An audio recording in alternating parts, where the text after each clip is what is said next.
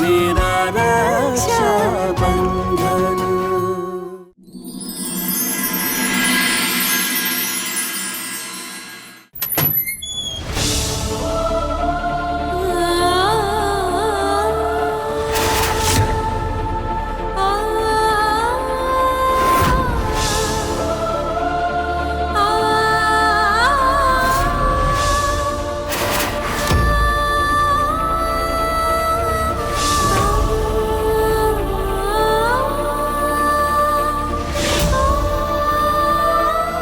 তোমার ঘরে তোমাকে স্বাগত জানাই রোশনি।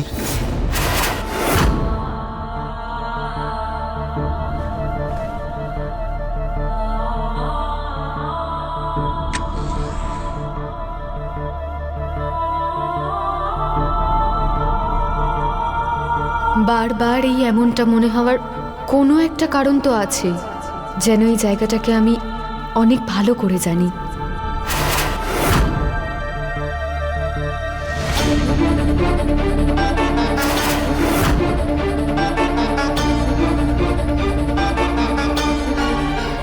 এই ঘরটা এমন কেন মনে হচ্ছে এই ঘরটা আমার ছোটবেলার ঘর, যেখানে আমি আর দাদা খেলা করতাম, পড়াশোনা করতাম, দাদা আমায় গান শোনাতো। সমরবাবু, আমি এই বাড়িটা ঘুরে দেখতে চাই। রোশনি, আমার কথা শোনো। পাগল হয়ে গেছো নাকি? তোমার হাতটা কি পোড়াতে চাও নাকি? একবার কারেন্টে আসুক, তারপর আমি তোমাকে পুরো বাড়ি ঘোরাবো, ঠিক আছে? কিন্তু তার আগে ওই সারপ্রাইজটা যেটা আমি তোমার জন্য প্ল্যান করেছি। এসো এসো। না সমরবাবু, এখন না, এখন আমার কিছু চাই না। প্রথমে আমি এই বাড়িটাকে ঘুরে দেখতে চাই। আমি কারেন্ট আসার অপেক্ষা করতে পারবো না।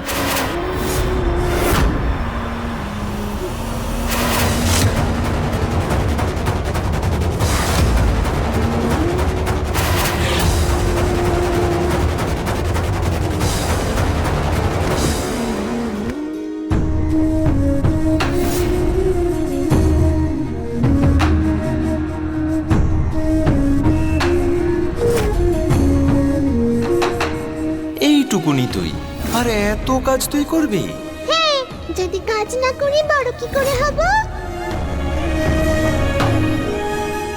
বাবা, এটা এখানে না, ওখানে রাখতে হবে।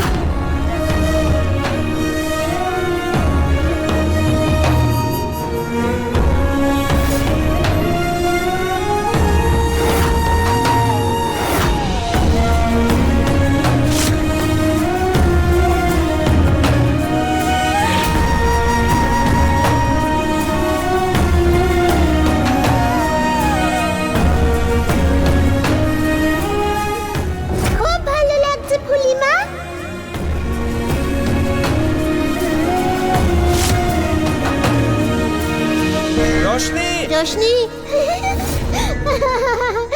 रोशनी रोशनी रोशनी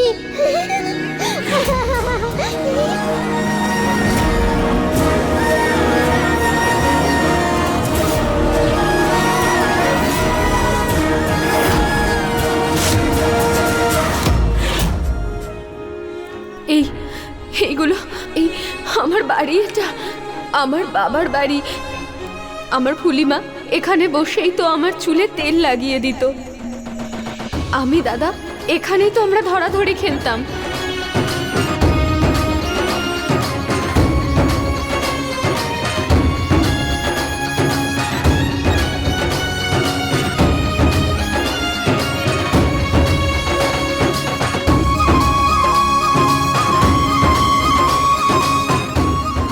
একদম পাকা পাকা কথা, পাকা পাকা কথা, পাকা পাকা কথা।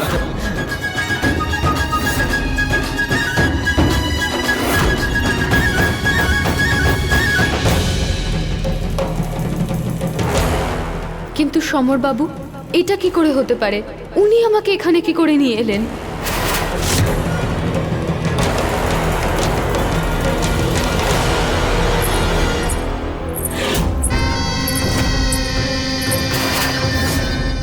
কে ওখানে?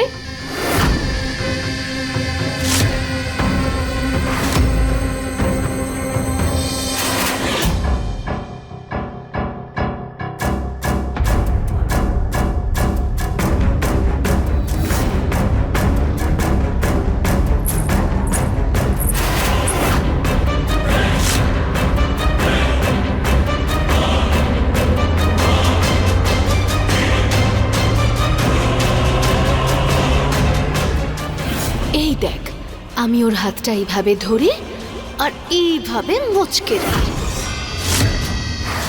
এরকম নুপুরের আওয়াজ, এটা তো চাঁদনি মায়ের নুপুরের আওয়াজের মতন।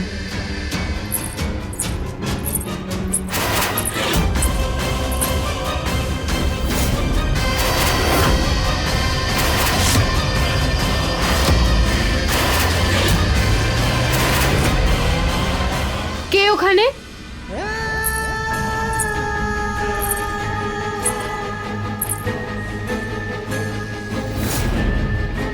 কে ওখানে? আমি জিজ্ঞাসা করছি কে ওখানে? দাঁড়ান।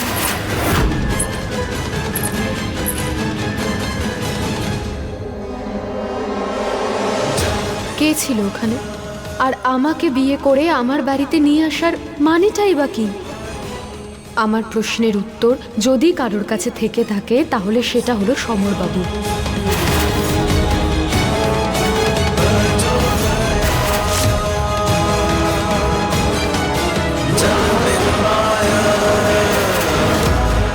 খেলা তো এই শুরু হয়েছে রোশনি, এরপর দেখ আরো কত কি হয়।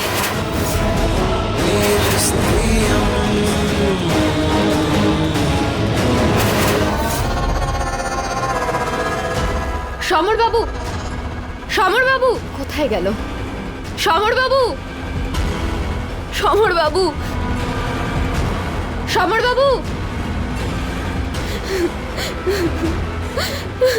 সমরবাবু।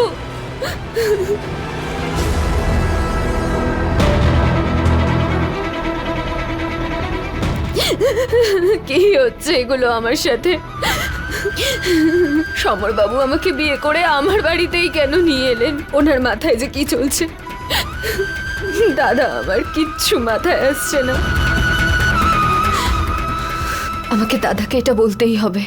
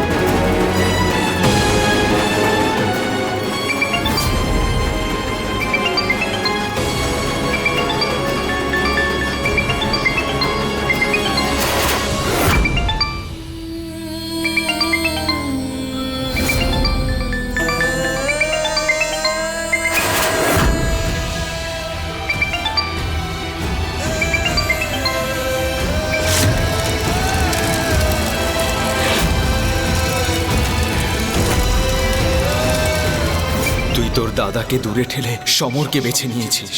আমার কাছে যে আর অধিকার নেই তোকে আটকে রাখার, তোর জীবনে অধিকার দেখানোর। না, সে সব শেষ হয়ে গেছে।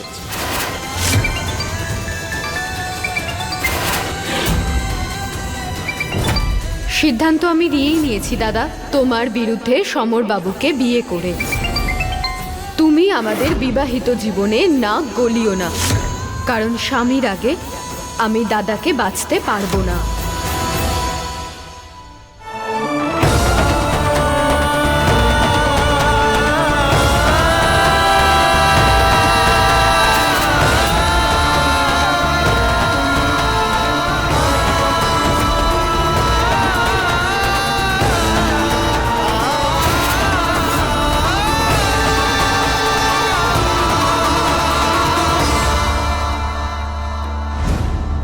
সমরবাবু, আপনি কোথায় ছিলেন সমরবাবু?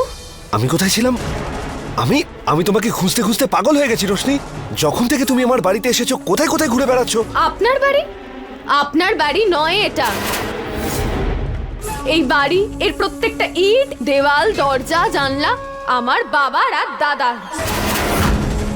আর আমি আপনার থেকে জানতে চাই যে আপনার সাথে এই বাড়ির কি সম্পর্ক? আপনি কবে আর কিভাবে এলেন এখানে? আপনার আমাকে আনার উদ্দেশ্যটাই বা কি?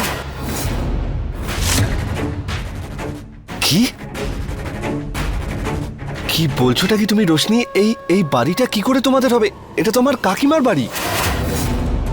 আমার মা বাবা মারা যাওয়ার পরে আমার কাকিমা আমাকে এই বাড়িতেই মানুষ করেছে।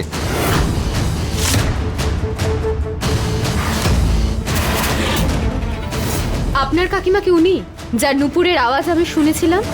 উনি কি সেই যাকে আমি বাইরে ঘোমটা পরে দেখেছিলাম? হ্যাঁ। আমি জানতে চাই ওনার সাথে এই বাড়ির কি সম্পর্ক।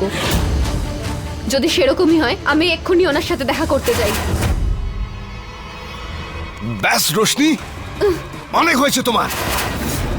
আমি জানি যেভাবে আমাদের বিয়েটা হয়েছে তার জন্য তুমি কিছুটা ডিস্টার্ব আছো, কিন্তু যখন থেকে তুমি এখানে এসেছো পাগলের মতো ব্যবহার করছো। থামো এবার। রোশনি, আমি কাকিমার সঙ্গে দেখা করাতে পারবো না। ওনার ব্রত চলছে, আর যতক্ষণ না ওনার ব্রত পূর্ণ হচ্ছে না উনি তোমার মুখ দেখতে পারবেন না উনি তোমার সামনে আসতে পারবেন। দেখো, উনি তোমার সঙ্গে দীপাবলিতে দেখা করবেন, আর দীপাবলি কালই।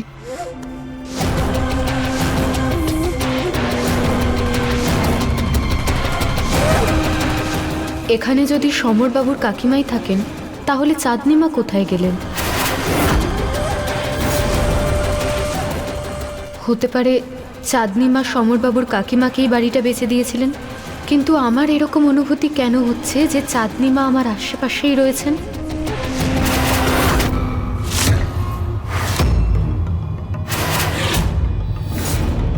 কাকিমা তোমার সাথে একদম ঠিক করেছে, কারণ তুমি এটারই যোগ্য। রোশনি, আমি বলছিলাম যে রোশনি আমার সঙ্গে এসো, আমি যে সারপ্রাইজটা প্ল্যান করেছি তোমার জন্য। এসো, আমি তোমায় দেখাচ্ছি। এসো এসো। আর এই হলো তোমার সারপ্রাইজ। এবার বলো কেমন লাগলো আমার সারপ্রাইজ? ঘেন্না লাগছে আমার এই ছবিটা দেখে, যেমনটা আমি আপনাকে ঘেন্না করি। আমার সাথে সম্পর্ক স্থাপনের জন্য আপনি আমার জীবনের সবচেয়ে বড় ক্ষতি করেছেন। আমার সাথে আমার দাদার বিচ্ছেদ করিয়েছেন, আর এই সব কিছুর পরেও আপনার মনে হয় এই ছবিটা দেখে আমি খুশি হব? কখনোই না। আপনি হয়তো জোর জবরদস্তি করেই আমাকে বিয়েটা করেছেন, কিন্তু আপনি আমার ভালোবাসা কোনোদিনও পাবেন না। আজকের রাতটা আমার জন্য ফুলসজ্জার রাত নয় যে আমি এই সারপ্রাইজ দেখে খুশি হব। আমার কাছে এই রাতটা একটা অভিশপ্ত রাত, যেটা আমি কোনোদিন ভুলবো না।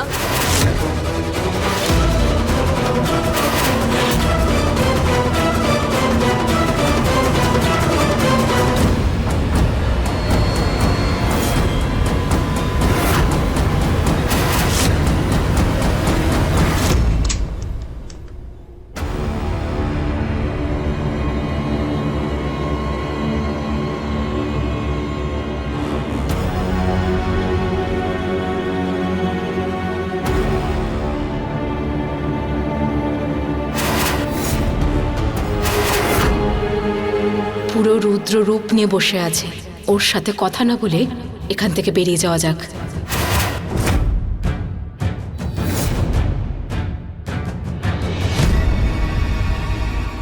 প্রশ্নের উত্তর দেওয়ার জায়গায় লুকিয়ে চলে যাচ্ছ।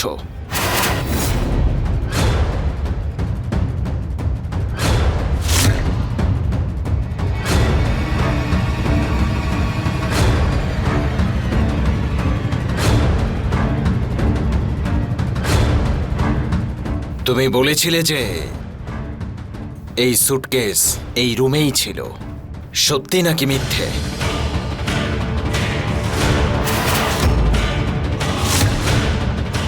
আমি জিজ্ঞেস করছি, সত্যি নাকি মিথ্যে? সত্যি।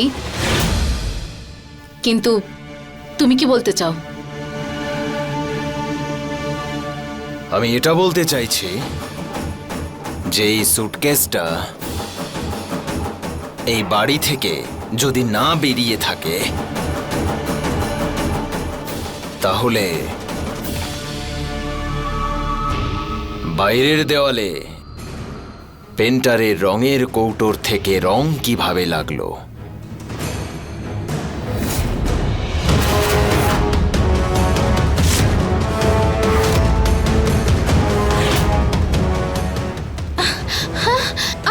করে জানবো কিভাবে লেগেছে? তুমি যদি না জানো তাহলে কে জানবে কনক?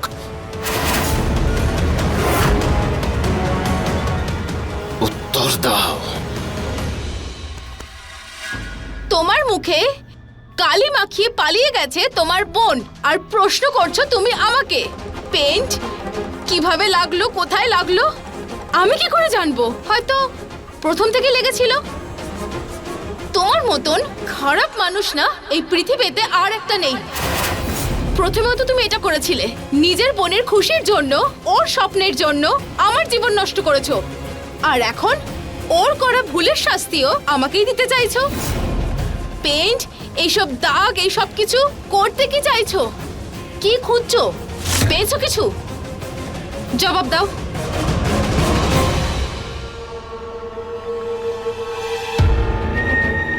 আমি এটা বলতে চাইছি যে বাইরের দেওয়াল রং করা পেন্টার আমাকে এই সুটকেস আর এই সুটকেস হাতে নিয়ে যাওয়া মানুষটার কথা সবটাই বলে দিয়েছে। আর যেদিন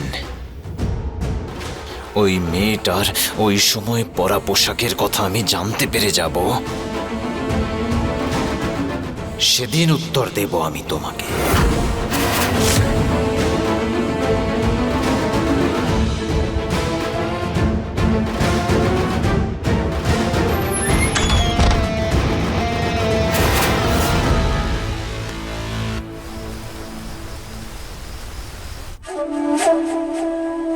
পাখি কি আবার উড়ে গেছে কাকিমা?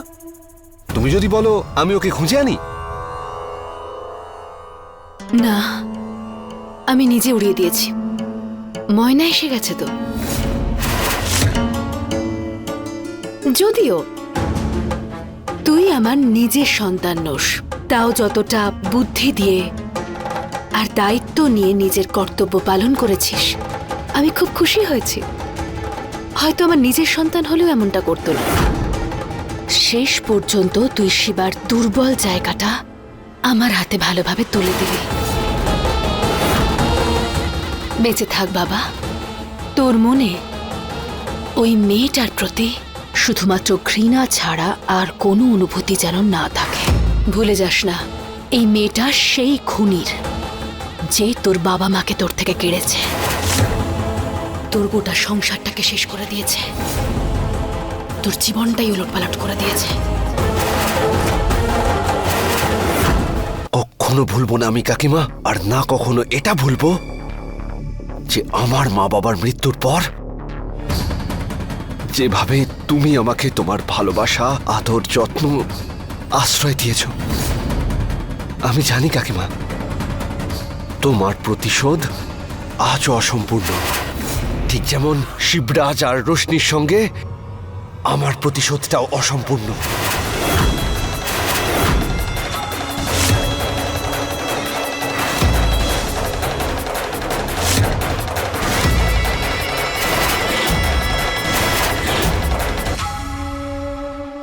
আচ্ছা, বস। শোন, ওই আর্তনাদ তোর মা বাবার ছিল। ওই ভয়ঙ্কর আর্তনাদ কোনোদিন নিজের মন থেকে মুছে ফেলিস না তুই। তোর যন্ত্রণাগুলো কোনোদিন ভুলে যাস না। আমার স্বামী উমেদ সিং সম্পত্তির লোভে কতগুলো মানুষের সংসার ভেঙে ফেলেছে, তোর তো জীবনটাকেই তছনছ করে ফেলেছে। কিন্তু দেখ না, হয়তো একটু দেরি হলেও ঈশ্বর ন্যায় বিচার ঠিক করেন। কত ভয়ঙ্কর ভাবে মৃত্যু হয়েছিল ওর, কিন্তু কি করে কে জানে ওর বাচ্চা দুটো বেঁচে গেল।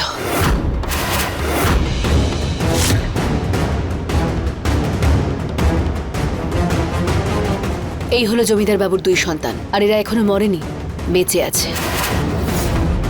আর এই মুহূর্তে এরা দুজন কোথায় আছে আমি খুঁজে বের করে ফেলেছি। এদের বাবা তোর মা আর বাবার খুনি। আর আজ ঈশ্বর তোকে একটা সুযোগ দিয়েছে যে তুই তোর বাবা আর মায়ের খুনের প্রতিশোধ নিতে পারিস।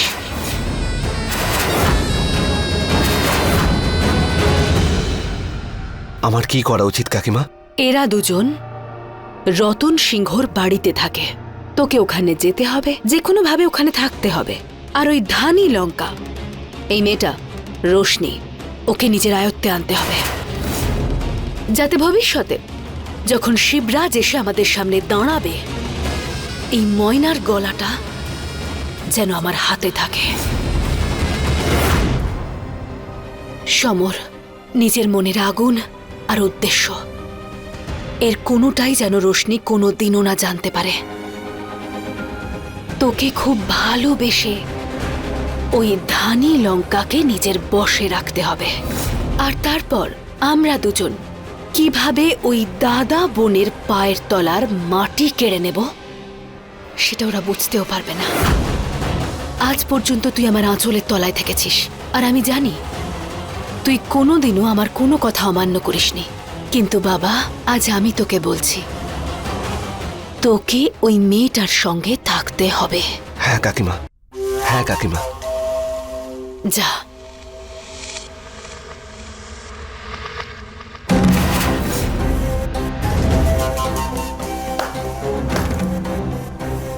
আরে বা আমার চালাক চাঁদনি, সমরের বাবা আর মাকে ডাকাত বউ সেজে লুটলে তুমি, মারলেও তুমি, আর দোষ চাপিয়ে দিলে ওই মৃত উমেদের উপর। আগুন লাগালে তুমি, কিন্তু সেই আগুনে একে অপরকে ধাক্কা মেরে ফেলবে এরা, যাদেরকে অনাথ করেছো তুমি। বাহ চাঁদনি বাহ, সত্যি তুমি একজন তুলনাহীনা।